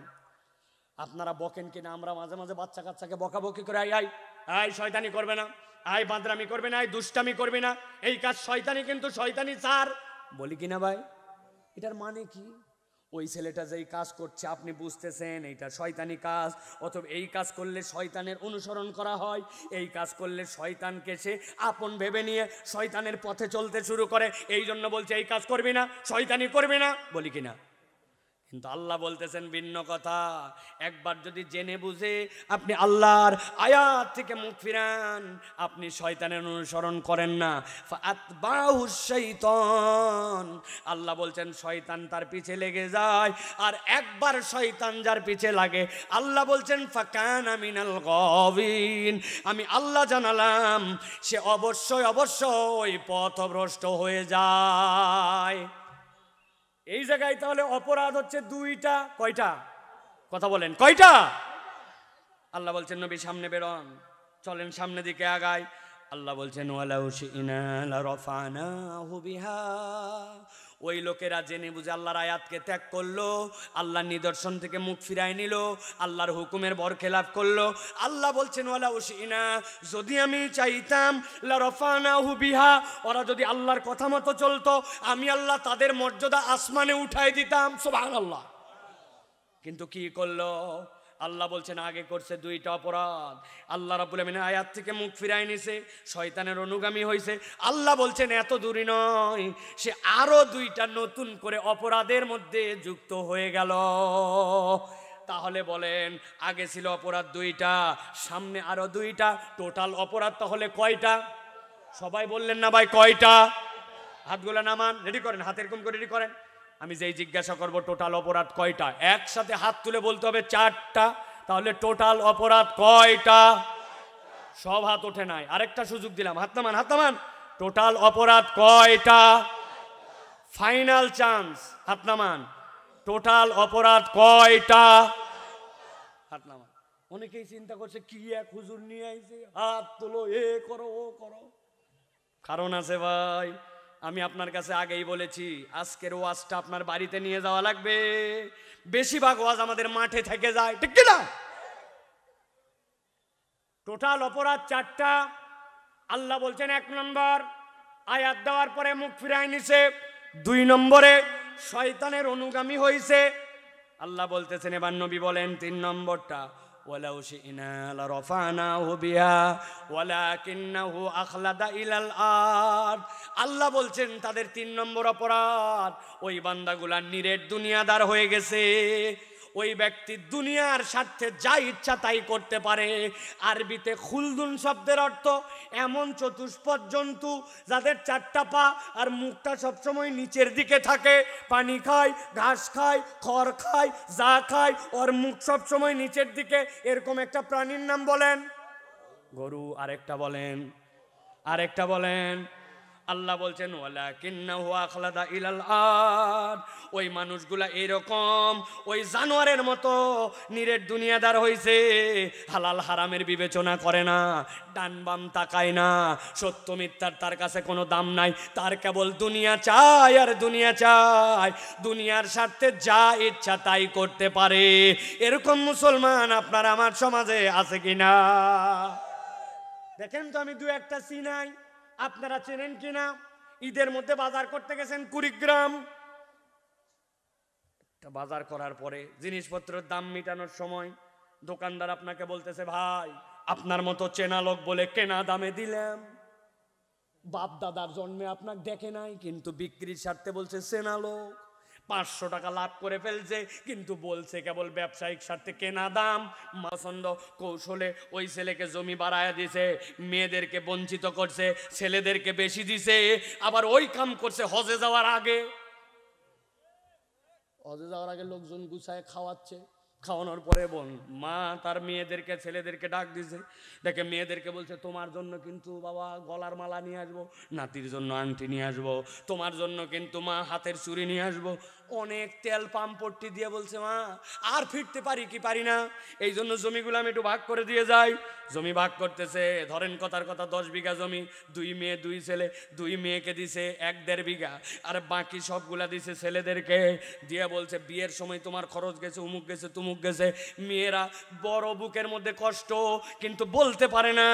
বাপ যেহেতু ব্ল্যাকমেল করে সিস্টেম করে, এরপরে মক্কা শরীফে চলে গেছে হাদি সাহেব, যায় খানায় কাবার সামনে যখন গেছে, হাদি সাহেবের কলিজা উতলায় উঠছে, কাবা দেখে কাঁদতে শুরু করে দিছে। কাবা দেখলে সকলেরই কান্না আসে, কিন্তু আশপাশের লোক চিন্তা করছে এই হাদি এত কান্দে কেন? দোয়া যেহেতু করতে শরিক হই দেখি, দোয়াই শরিক হয়ে দেখে হাদি সাহেব বলতে, আল্লাহ আশা রাখতে রাখতে জমিতে একটুখানি গাফলতি করছিলাম, একটুখানি, কত বড় ধান্দা আল্লাহ, মেয়েদেরকে একটু কম দিয়ে ছেলেদেরকে একটু বেশি দিয়ে, আল্লাহ আল্লাহ আমার ভুল হয়ে গেছে। খানায় কাবার সামনে আসলে সব গুনাহ নাকি মাফ করে দেয়। আল্লাহ আমার জানা গুনাহ, অজানা গুনাহ, ছোট গুনাহ, বড় গুনাহ, ইচ্ছাই করা গুনাহ, অনিচ্ছাই করা গুনাহ, সব আল্লাহ মাফ করে দেয়। বুঝে থাকলে বলেন তো, ছেলে মেয়ের মধ্যে বেইনসাফ করে, বোনের জমি না দিয়া, বান্দার হক খাইয়া, খানায় কাবায় যাইয়া আল্লাহর কাছে যদি দোয়া করে, ওই ব্যক্তিকে কি আল্লাহ মাফ করবে? আল্লাহ বলছেন ওয়ালাকিন্নাহু আখলাদা ইলাল আরদ, বান্দা তুই বুঝতি, কিন্তু কেবল দুনিয়াদার হয়ে যাওয়ার কারণে আল্লাহর বিধানকে তুই তোয়াক্কা করিস নাই। এরকম মানুষের দেশে এখন কোনো অভাব নাই, ঠিক না? ফজরের নামাজের পরে একজন যায় নামাজ খুঁজতো, আরেকজন এক রাত্রে কমসে কম 70 রাকাত হাঁকাতো। চিনেন না আপনারা তাদেরকে? ওই মানুষগুলাই আলেমদেরকে জেলের মধ্যে ভরে রাখছে, আয়না ঘর বানাইছে, ওই মানুষগুলাই মিথ্যা মামলায় ফাঁসাইছে, ওই মানুষগুলাই আলেম ওলামাদেরকে ফাঁসির কাস্টে ঝুলাইছে। ওরাও মুসলমান পরিচয় দিত, মুসলমান হওয়া কিন্তু এত সোজা নয়। ভালো করে বোঝেন, আল্লাহ বলছেন ওয়ালাকিন্নাহু আখলাদা ইলাল আরদ, ওই মানুষগুলা নিরেট দুনিয়াদার। এইগুলা কথা শুনলে এখনো অনেকের অন্তর জ্বলে, আছে কি না? বলতে পারে না, এখন আমাদের সাথে তালে তালে চলতেছে, কিন্তু ওইগুলা বিষ নিয়ে বসে আছে, সুযোগ পালেই ফোঁস করবে, ঠিক না? এই জন্য আমাদেরকে সজাগ থাকতে হবে। সাপ বেঁচে থাকবে সমস্যা নাই, কিন্তু বিষ দাঁত উঠায় ফেলতে হবে, ঠিক না? যার যে অপরাধ, অপরাধের বিচার করতে হবে। কোনো সংস্কার মস্কার কিচ্ছু চিনি না, বিচার চাই, ঠিক না? বিচার সংস্কার, আগে বিচার, বিচারই সবচেয়ে বড় সংস্কার, ঠিক না? আগে চোর মুক্ত সমাজ বানাতে হবে, তারপরে উন্নয়ন। 3 নম্বরে আল্লাহ বলছেন তাহলে ওয়ালাকিন্নাহু আখলাদা ইলাল আরদ, মনে রাখেন, নিরেট দুনিয়াদার, হালাল হারাম মানে না, নিজের ইচ্ছা মতো তার জীবন চালায়, দুনিয়ার স্বার্থে যা ইচ্ছা করতে পারে। আল্লাহ বলছেন এরপরে 4 নম্বর অপরাধ ওই মানুষগুলার জন্য ওয়াত্তাবা হাওয়া। নবী বলছেন আপনি জানাই দেন, নবীকে বলছেন আল্লাহ, ওয়াত্তাবা হাওয়া, ওই মানুষগুলা আল্লাহর আয়াত থেকে মুখ ফিরাইছে, শয়তান তাদের অনুগামী, নিরেট দুনিয়াদার হয়েছে। আর 4 নম্বর ওয়াত্তাবা হাওয়া, মন পছন্দ জিন্দেগি চালায়, তার দিল যতটুকু টানে ততটুকু ইসলাম পালন করে, আবার যেইটুকু তার দিল টানে না ওইটুকু ইসলাম পালন করে না, তার ইচ্ছা মতো আল্লাহকে মানে, ইচ্ছা মতো আল্লাহকে বাদ দেয়। এরকম লোক আপনার এলাকায় আছে কিনা? একটু আওয়াজ দিয়ে বলেন, আছে কিনা? আছে বলেন না, আল্লাহর রাস্তে বলেন। আমরা আছে আবার কি? 2-1 জনকে চিনাই, দেখেন আপনাদের এলাকায় আছে কিনা, চেনেন কিনা এরকম নিরেট এরকম ভাবে মন পছন্দ জিন্দেগি চালায়, তার দিল যতটুকু থাকে ততটুকু ইসলাম পালন করে। ও মুরব্বী 70+ বয়স, মুখে আপনার দাড়ি নাই কেন? কি সমস্যা? বলছি বাবা তোমার শাশি আম্মা দাড়ি লাইক করে না, আছে কি না? উনার চাচি আম্মা লাইক করে না জন্য মুখে দাড়ি রাখে না। জিজ্ঞাসা করছে যুবক দাড়ি নাই কেন? বলতেছে সামনে আমার বিয়ের কথাবার্তা চলতেছে, আমার সাথে বিয়ের কথাবার্তা ওই মেয়ে পক্ষ আগেই বলে দিছে কোনো হুজুর চেহারা দাড়িওয়ালার সাথে বিয়ে হবে না, এই জন্য দাড়ি রাখতে পারি না। আমি আপনার কাছে মাসলা জানাই যাই, কোন মহিলা যদি বলে দাড়িওয়ালাকে বিয়ে করবে না, শরীয়ত বলতেছে এটা ফিস্ক, আর প্রকাশ্য ফাসেককে জেনে বুঝে আপনার সংসারে বিয়ে করা জায়েজ নাই, ঠিক না? আপনি দাড়ি তাহলে রাখতে পারেন না কেন? বলে আনস্মার্ট লাগে। এই কথার ধাক্কা কত দূর জানেন? ইন্নাকা লাআলা খুলুকিন আযীম। আল্লাহ বলতেছেন হে নবী আপনাকে পৃথিবীর সেরা স্মার্ট বানানো হয়েছে, আপনি বলছেন দাড়ি রাখলে আনস্মার্ট লাগে, তার মানে আপনি নবীকে আনস্মার্ট বানান। আপনি যদি জেনে বুঝে এই কথা বলেন আপনার ঈমান চলে যেতে পারে, ঠিক না? ঢাকাতে নাকি এক স্যার তার স্টুডেন্টকে বলছে এই তোকে দেখলে তো আমার ছাগল ছাগল লাগে। বলছে কেন স্যার? বলছে তোর মুখের দাড়িটা তো ছাগল ছাগল মার্কা। আপনি বলছেন নাউজুবিল্লাহ, কিন্তু এই ছেলে ভেরি স্মার্ট, ও বলতেছে you are absolutely right sir, আপনি যা বলছেন কথা ঠিক। স্যার তো ঘাবড়ায় গেছে, কিরে আমি বললাম ছাগল ছাগল টিটকারি করে, আর ওই বলে আপনি যা বলছেন তাই ঠিক, কি সাংঘাতিক কথা। বলছে হ্যাঁ স্যার আমি যেমন তেমনই তো আপনি বলছেন, তবে স্যার আমার মনেও একটা কথা আছে, আপনি সাহস দিলে বলতে পারি। বলছে বল বেটা। যেই বেটা এটাকে অ্যাবসলিউটলি রাইট বলতে পারে সে একটা কথা বলতেই পারে। বলে স্যার আমার ছাগলের মতো এরকম ছোট দাড়ি, এই জন্য আমাকে দেখতে ছাগল ছাগল লাগে, তবে যতবারই আপনার চেহারার দিকে আমি তাকাই ততবারই আপনাকে আমার কুত্তা কুত্তা লাগে। কুত্তার মুখে দাঁড়িয়ে আছে তো। প্রিয় ভাইয়েরা, তাহলে আমি দাঁড়িয়ে রাখতে পারলাম না কেন? নিজে মুসলমান, নামাজ পড়ি, ওয়াত্তাবা হাওয়া কিচ্ছু নয়, কেবল আমার মন চায় না, আমার মনকে আমি ইলা বানাইছি, এই জন্য আমি আল্লাহর এই হুকুম থেকে ইচ্ছা মতো নিজেকে দূরে সরায় রাখি অনেক সময়, ঠিক না? ভালো করে জিজ্ঞাসা করে আপনার এলাকায় বিয়ে শাদী হয়? কথা বললে না, হয়? বিয়ে শাদী হয়। ইসলামে বিয়ের বিধান তিনটা, খেয়াল করেন। 1 নম্বরে ইজাব আর কবুল ফরজ। 2 নম্বরে আল্লাহ রাব্বুল আমিন বলছেন ওয়াতুন নিসা সাদুকাতিহিন্না নিহলা, মেয়েদের জন্য তোমরা সামর্থ্য অনুযায়ী দেনমোহর দিয়ে দাও। 3 নম্বরে আল্লাহ রাব্বুল আমিনের নবী বলছেন আউলিম ওয়ালাউ বিশাতিন, ছেলের বাড়িতে নিয়ে আসার পরে একটা অলিমার অনুষ্ঠান করো, এটা ছেলের জন্য দায়িত্ব। তাহলে ইসলামের বিয়ের আনন্দ, ইসলামের বিয়ের ফুর্তি, ইসলামের বিয়ের মজা সবগুলা ইজাব কবুল, সবগুলা দেনমোহর, সবগুলা অলিমার অনুষ্ঠান এর মধ্যেই শেষ।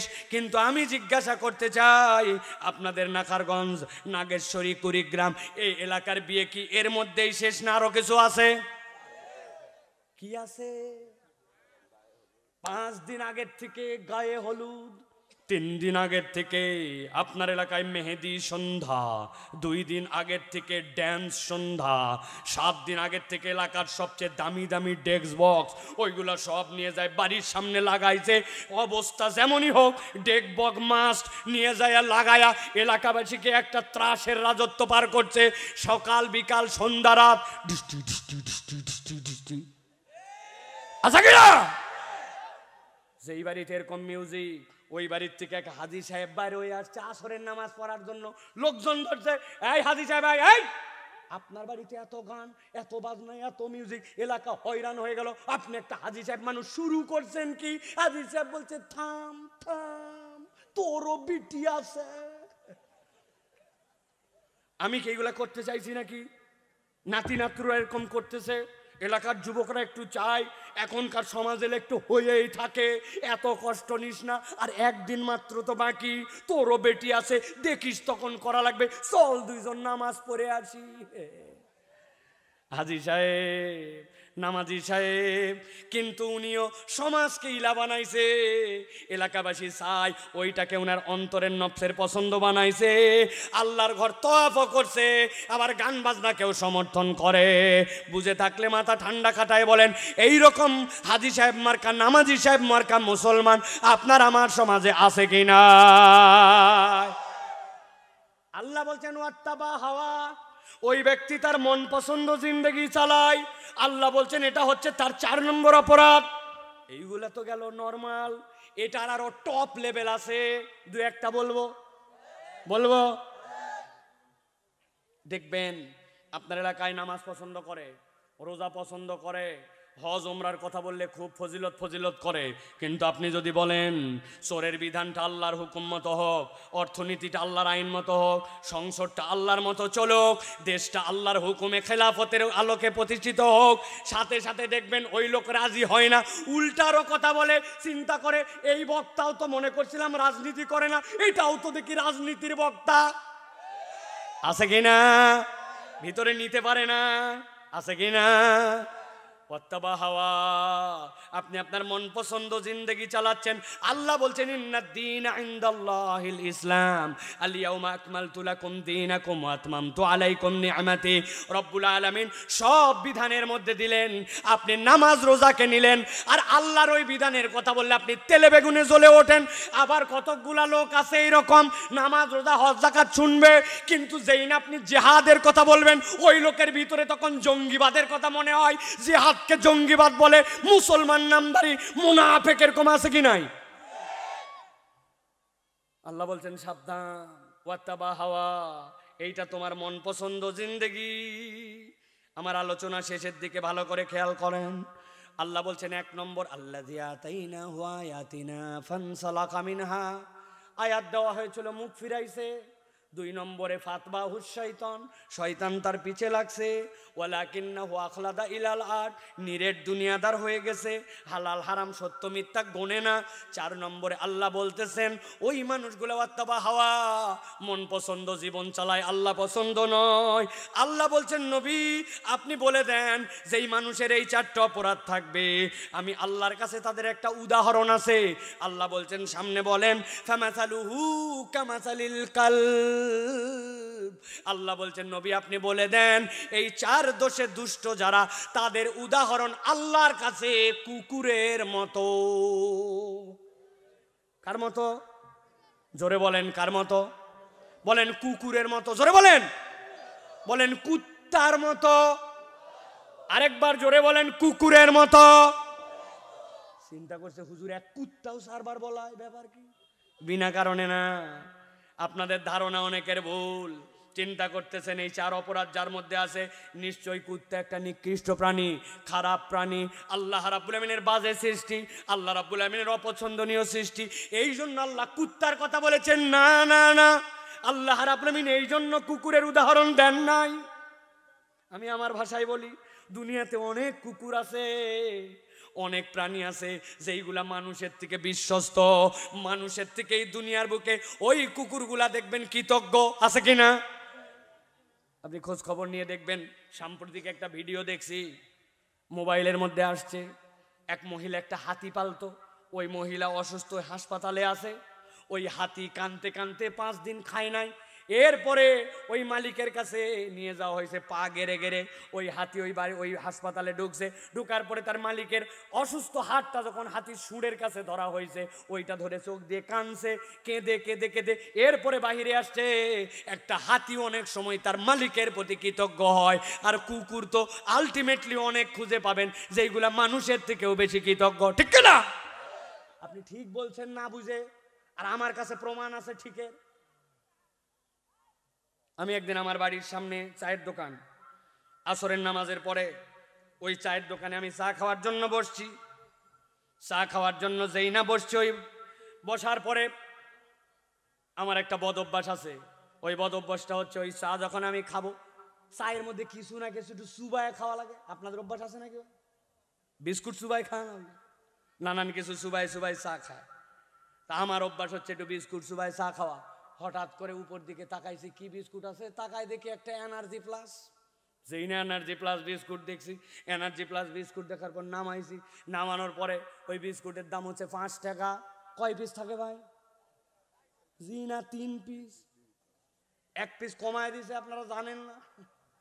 এত বড় বড় এক একটা করে দেখবেন চিপসের প্যাকেট আছে, ঝনঝন ঝনঝন করে খালি বাজে, চিপসের ভিতরে মাল নাই, ঠিক কিনা?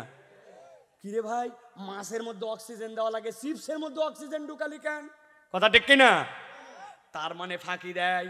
ওই রকম চায়ের দোকানে আমি বসছি। চায়ের দোকানে বসে যেই না, আচ্ছা আমাদের হচ্ছে এটা আরেকটু আগে আমাকে দিতে হতো, আমি তো ভুলে গেছিলাম। লা ইলাহা ইল্লাল্লাহ। আমাদের আজকের এই মাহফিলটা হচ্ছে মূলত নাখারগঞ্জ কেন্দ্রীয় কবরস্থানবাসীর রুহের মাগফিরাতের জন্য। এই মাহফিলের সৌন্দর্য হচ্ছে এই মাহফিলে কোনো উন্মুক্ত ভাবে ভাই 100 টাকা দেন মারহাবা, 10,000 দেন মারহাবা, এরকম কোনো কালেকশন করা হয় না। আল্লাহর এক বান্দা 56% জমি দিচ্ছে, আর 4% জমি কিনা হয়েছে। ওই বান্দা, যেই বান্দা আপনারা আমার চেয়ে ভালো চিনেন, উনি এর পরে মারা গেছেন ইন্ডিয়াতে থাকা অবস্থায়।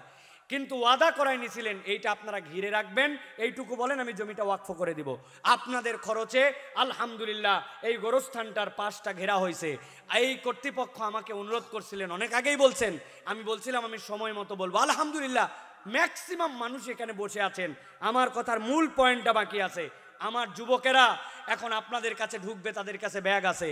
আমি আল্লাহর ওয়াস্তে আপনাদেরকে বলতে চাই, ভাইরে আপনার কাছে আমি বলি না 1000 দেন 5000 দেন মারহাবা দিব, কিন্তু আল্লাহর একটা বান্দা মাহরুম করতে পারবেন না। আপনার সামর্থ্যের একটা ভালো নোট আপনি এখানে দিবেন, 100 200 500 যতটুক আপনার তৌফিকে কুলায়। আমি আমাদের ভাইয়েরা, আমাদের মাইকালা ইউটিউবার কেউ বাদ যাবে না, সকলে শরীক হতে পারবো ইনশাআল্লাহ, পারবো ইনশাআল্লাহ ভাই। আর আলোচনা শেষ করে দোয়া করে যাবো, আর 3-4 মিনিট সময় নিব, উঠে যাবেন না ইনশাআল্লাহ, আসেন তো ইনশাআল্লাহ। প্রিয় ভাইরা, আমার যে যুবকরা দায়িত্বে আছে ভিতরে ঢুকবে, কিন্তু ভিতরে ঢুকে কোনো কথা বলবে না। আপনারা সকলে হাতে হাতে নিয়ে ফেলবেন, হাতে বের করেন। এই তরুণেরা, এই যুবকেরা হাতে বের করেন। 1 2 500 টাকা হলে বের করতে হবে, সকলকে শরীক হতে হবে। বাচ্চাদের যাদের হাতে টাকা নাই 10-20 টাকা করে দিয়ে দেন, ওরাও একটু শরীক হবে ইনশাআল্লাহ। আমার তালেব এলেম আসো, 10-20 টাকা শরীক হও, আল্লাহ তোমার জেহেনে জাকাওয়াত দান করবে, আল্লাহ আলেমে হক্কানি রব্বানি হিসেবে কবুল করবে, আল্লাহ রিজিকের তোমার তালাশির জন্য সহজ করে দিবে ইনশাআল্লাহ। এইটাতে শরীক হও ইনশাআল্লাহ, কেউ মাহরুম করতে পারবেন না। ব্যাগ নিয়ে সরবেন না, না দেওয়া পর্যন্ত সামনেতে চড়বেন না, সবার থেকে নিবেন তারপরে সরবেন ইনশাআল্লাহ। আল্লাহ আমাদের দানগুলোকে কবুল করেন, বলেন আল্লাহুম্মা আমিন। আল্লাহ যে যে মনের নেক মাকসুদে দান করতেছে আল্লাহ কবুল করে, বলেন আল্লাহুম্মা আমিন। দানের কথা চলবে, সাথে আমার ওয়াজ চলবে ইনশাআল্লাহ, ভালো করে খেয়াল করেন। ওই দোকানে বসে আমি এখন চা খাবো, যেই না আমি একটা বিস্কুট নিছি, বিস্কুট নিয়ে চায়ের মধ্যে একটু চুবাইছি, চায়ের মধ্যে চুবানোর সাথে সাথেই কোত্থেকে একটা লোক আসছে। একটা লোক এসে আমাকে বলতেছে, সাইফুল্লাহ ভাই কতদিন ধরে আপনার ওয়াজ শুনি, 5 বছর জীবনে ডাইরেক্ট দেখি নাই, আজকে আপনাকে সরাসরি দেখছি ভাই, আমার তো হাত পা এখন কাঁপতেছে, আপনাকে দেখে তো আমি অবাক হই, দুনিয়ার কথাবার্তা বলে সে এক্সাইটেড। আমি বললাম ভাই এত যে ডায়লগ দিলেন এখন পর্যন্ত তো আমাকে সালাম দেন নাই, সালাম দেন। বলছে ও ভুলে গেছিলাম ভাই, আসসালামু আলাইকুম।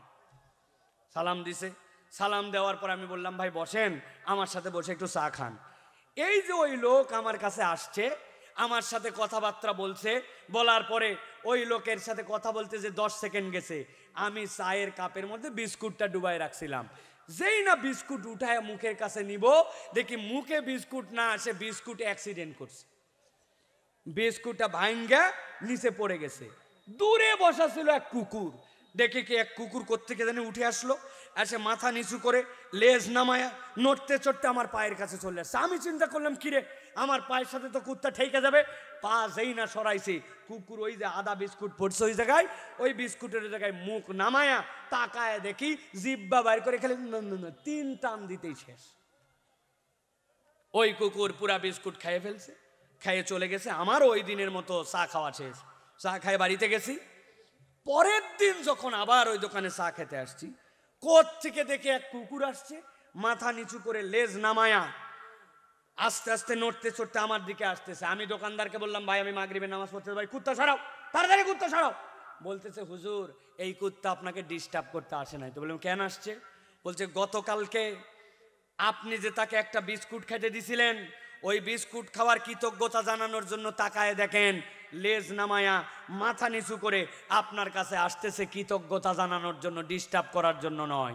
আমি আপনাদের কাছে নাগেশ্বরীর মুসলমানদের কাছে জিজ্ঞাসা করতে চাই, গতকালকে আজকে যেই কুকুর আমার কাছে কৃতজ্ঞতা জানানোর জন্য আসছে, ওই কুকুরকে কি গতকালকে আমি বিস্কুট খাইতে দিছিলাম না পড়ে গেছিল? কথা বলেন, গতকালকে কি ওই বিস্কুট খেতে দিছিলাম না বিস্কুট অ্যাক্সিডেন্ট করছিল?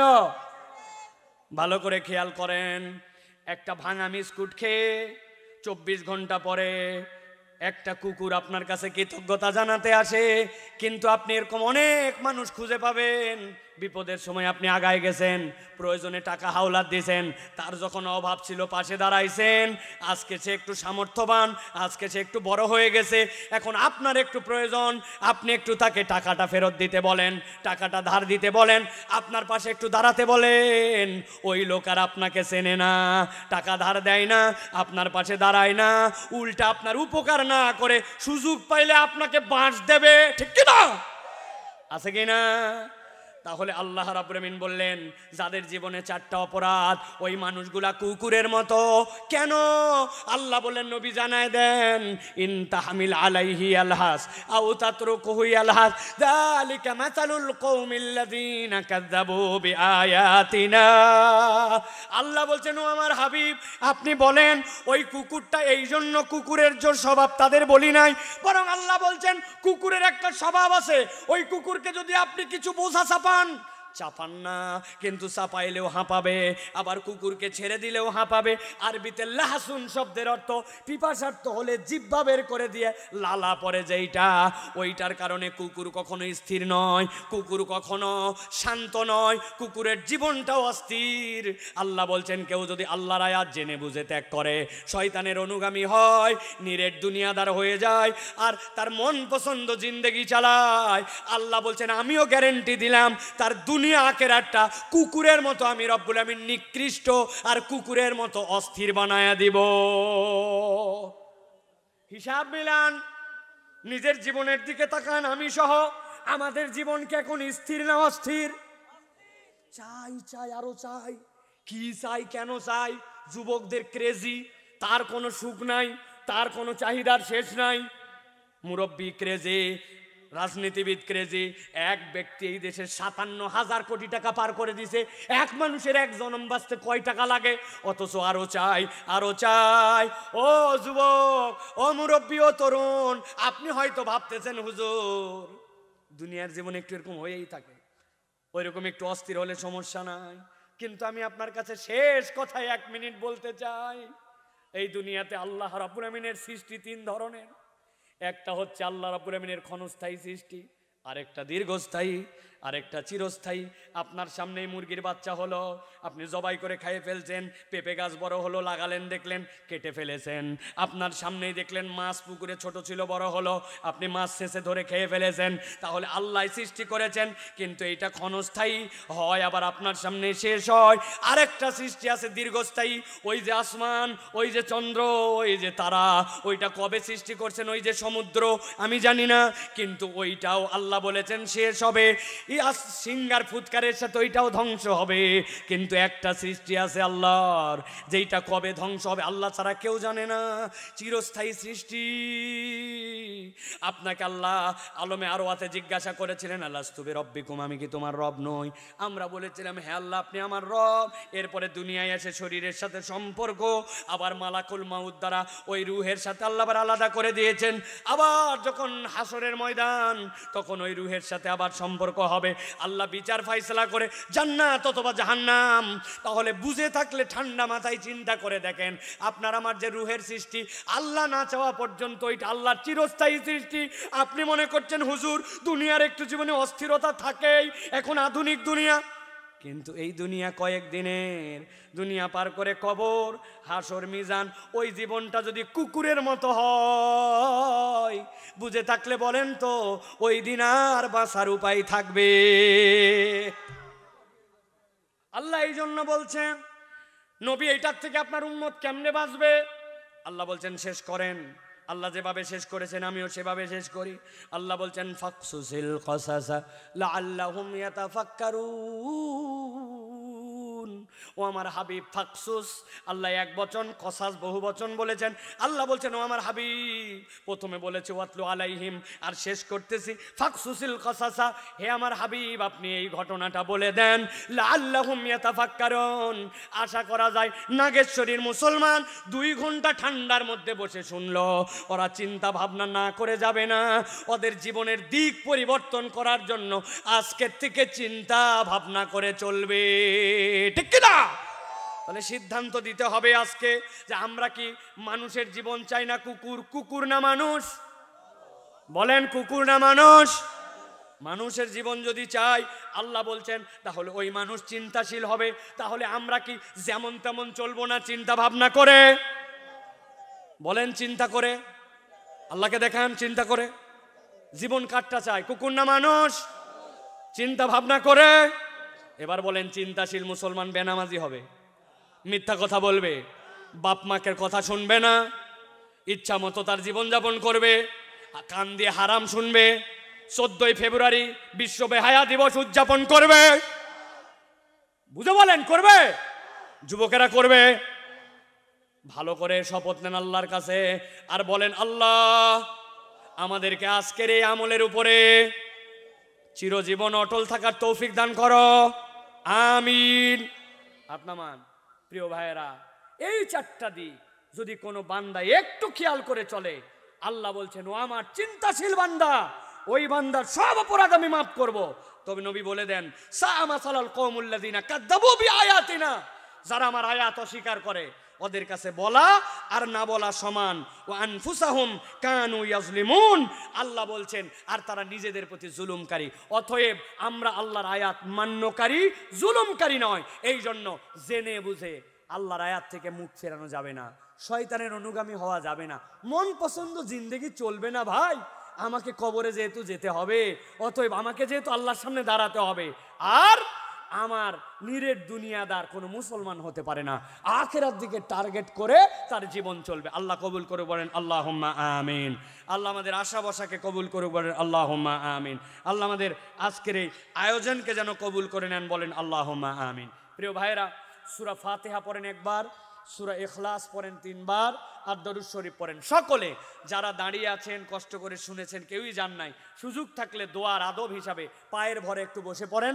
আমরা আল্লাহর কাছে একটু রোনাজারি করে আমরা চলে যাব ইনশাল্লাহ। আমাদের প্রত্যেকেরই জীবনের হাজত আছে, প্রত্যেকের প্রয়োজন আছে, প্রত্যেকের কামাই রুজিতে টানাটানি আছে, সংসারে অশান্তি আছে, এলেমে বড় হওয়ার দরকার আছে, প্রত্যেকের প্রয়োজন আছে কোনো না কোনো জায়গায়। যাদের প্রয়োজন আল্লাহর কাছে আছে মনে করি, আমরা একটু মুক্তাসার দোয়া করবো। একটু পায়ের ভরে বসেন, আমরা একটু সূরা ফাতিহা একবার পড়েন, সূরা ইখলাস 3 বার পড়েন, দরুদ শরীফ পড়েন। জি জি, সভাপতি সাহেব কথা বলবেন ইনশাল্লাহ, আমরা কথা শুনবো। তবে তার আগে আপনাদের কাছে বলতে চাই, আমরা তো উন্মুক্তভাবে আপনাদের কাছে চেয়েছি, আপনারা শরিক হয়েছেন।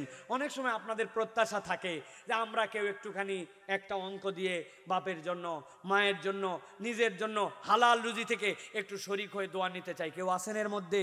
যার দাল্লু আলাল খাইরি কাফাইলিহি,